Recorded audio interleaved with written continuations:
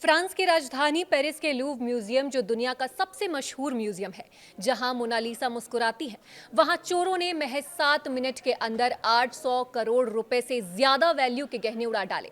वजह थी वहां के सिक्योरिटी कैमरों का पासवर्ड, जो बेहद कमजोर निकला। क्या आप अंदाजा लगा सकते हैं वहां का पासवर्ड क्या होगा? रिपोर्ट में यह सामने आया कि म्यूजियम के कैमरों का सिक्योरिटी पासवर्ड लूव था, यानी कि जो म्यूजियम का नाम वही पासवर्ड भी। इसने म्यूजियम की सुरक्षा प्रणाली पर सवाल खड़े कर दिए हैं।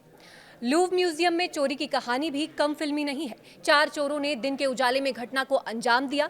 इन्होंने चोरी किए हुए मूविंग ट्रक और उसकी लंबी सीढ़ी का इस्तेमाल कर म्यूजियम की पहली मंजिल की गैलरी में घुसपैठ की, शीशे काटकर गहने चुराए। भागते समय चोरों ने हीरो और पन्नों से जड़ा एक ताज गिरा दिया, लेकिन 8 कीमती गहने लेकर भाग निकले।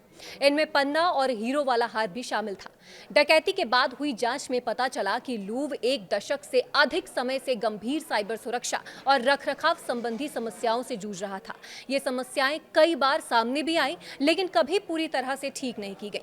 फ्रांस की नेशनल एजेंसी ने साल 2014 में किए ऑडिट में बताया था कि लूव म्यूजियम के सर्वर तक कोई भी व्यक्ति आसानी से पहुंच सकता है।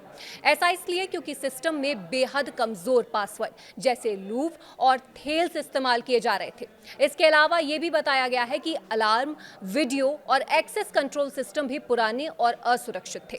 एजेंसी ने म्यूजियम को इस बात की कई बार चेतावनी दी थी कि पुराने ऑपरेटिंग सिस्टम जैसे कि विंडोज 2000 को बदलना जरूरी है। बावजूद इसके म्यूजियम ने इसे गंभीरता से नहीं लिया। 2025 में ही पेरिस पुलिस ने अपनी एक रिपोर्ट में इस बात का जिक्र किया था कि म्यूजियम के आईटी सिस्टम को मॉडर्न बनाने की जरूरत है, लेकिन सालों से ये लापरवाही जारी रही। फ्रांसीसी अधिकारियों ने अभी तक आभूषण बरामद नहीं किए हैं, लेकिन 4 संदिग्धों को गिरफ्तार किया गया है, जिनमें 3 डकैती में शामिल थे। अभी एक फरार है।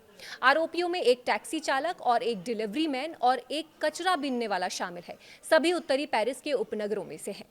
अब घटना के बाद से सवाल उठने लगे हैं कि आखिर इतने सालों से म्यूजियम की सिक्योरिटी को अपडेट क्यों नहीं किया जा रहा था।